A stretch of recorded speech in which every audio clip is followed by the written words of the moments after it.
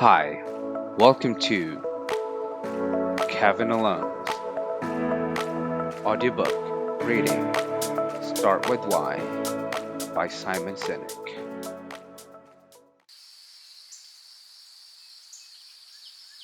Part 1.3 Promotion. General Motors had a bold goal to lead the American automotive industry in market share.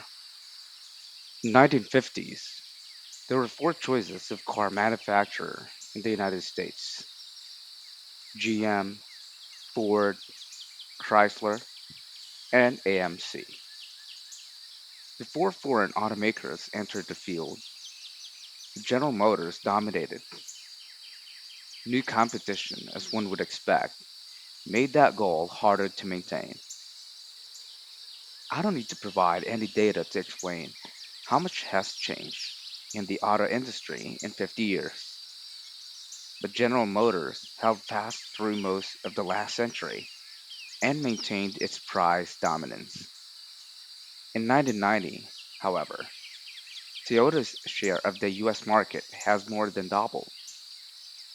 By 2007, Toyota's share had climbed to 16.3% from only 7.8%.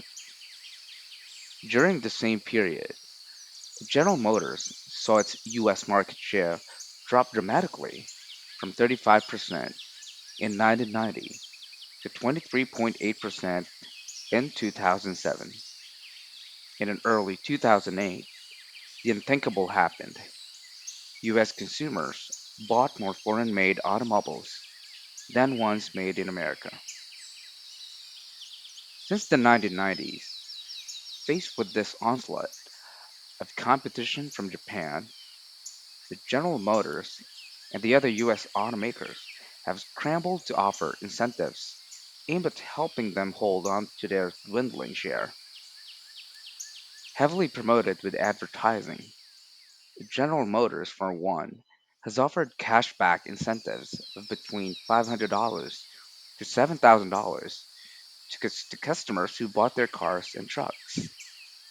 For a long time, the promotions worked brilliantly. General Motors sales were on the rise again. But in the long term, the incentives only helped to dramatically erode General Motors' profits margins and put them in a deep hole. In 2007, GM lost $729 per vehicle, in large part due to incentives. Realizing that the model was unsustainable, GM announced it would be reduced the amount of the cashback incentives it offered, and with that reduction, sales plummeted. No cash, no customers. No, the auto industry had effectively created cashback junkies out of customers, building an expectation that there's no such thing as full price. Whether it is 2 for 1 or free toy inside, promotions are such common manipulations that we often forget that we're being manipulated in the first place. Next time you're in the market for a digital camera, for example, pay attention to how you make your decision. You'll easily find two or three cameras with the same specifications you need: size, number of megapixels, comparable price, good brand name. But perhaps one has a promotion, a free carrying case, or a free memory card. Given the relative parity of the features and benefits, that little something extra is sometimes all it takes to tip the scale. In the business to business world, promotions are called value added. Principles are the same: give something away for free to reduce the risk so that someone will do business with you. And like price, promotions work. The manipulative nature of promotions is so well established in retail that the industry even named one of the principles. They called it breakage. Breakage measures the percentage of customers who fail to take advantage of a promotion and end up paying full price for a product instead. This typically happens when buyers don't bother performing the necessary steps to claim their rebates, a process purposely kept complicated or inconvenient to increase the likelihood of mistakes or inaction to keep that breakage number up. Rebates typically require the customer to send in a copy of a receipt, cut out a barcode from a packaging, and painstakingly fill out a rebate form with details about the product and how it was purchased. Sending in the wrong part of the box or leaving out a detail on the application can delay the rebate for weeks, months, or void it altogether. The rebate industry also has a name for a number of customers who just don't bother to apply for the rebate, or who never cash the rebate check they receive. That's called slippage. For businesses, the short term benefits of rebates and other manipulations are clear. A rebate lures customers to pay full price for a product they may have considered buying only because of the prospect of a partial refund. But nearly 40% of those customers never get the lower price they thought they were paying. Call it a tax on the disorganized, but retailers rely on it. Regulators have stepped up the scrutiny of the rebate industry, but with only limited success.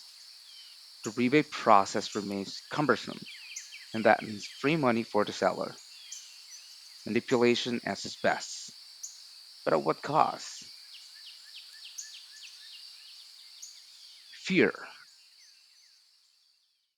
If someone were to hold up a bank with a banana in his pocket, he would be charged with armed robbery.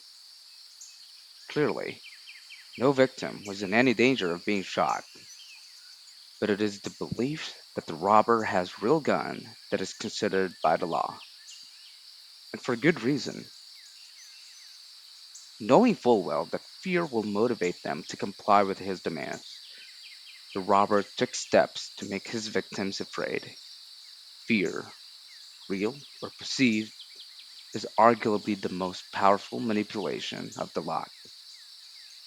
No one ever got fired for firing IBM, goes the old adage, describing a behavior completely born out of fear. An employee in a procurement department tasked with finding the best suppliers for a company turns down a better product at a better price simply because it is from a smaller company or lesser known brand. Fear, real or perceived, that his job would be on the line if something went wrong was enough to make him ignore the express purpose of his job, even do something that was not in the company's best interest. When fear is employed, facts are incidental, deeply seated in our biological drive to survive. That emotion cannot be quickly wiped away with facts and figures. This is how terrorism works. It's not a statistical probability that one could get hurt by a terrorist, but it's the fear that it might happen that cripples a population.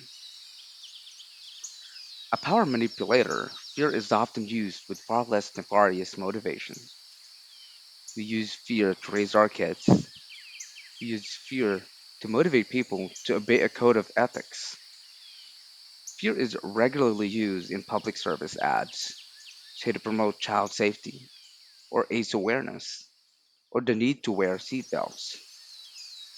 Anyone who was watching television in the 1980s got a heavy dose of anti drug advertising, including one often mimicked public service ad from a federal program to combat drug abuse among teenagers. This is your brain, the man's voice said as he held up a pristine white egg, and he cracked the egg into a frying pan of spattering hot oil. This is your brain on drug. Any questions? And another ad intended to scare the hell out of any brash teenager. Cocaine does not make you sexy, it makes you dead.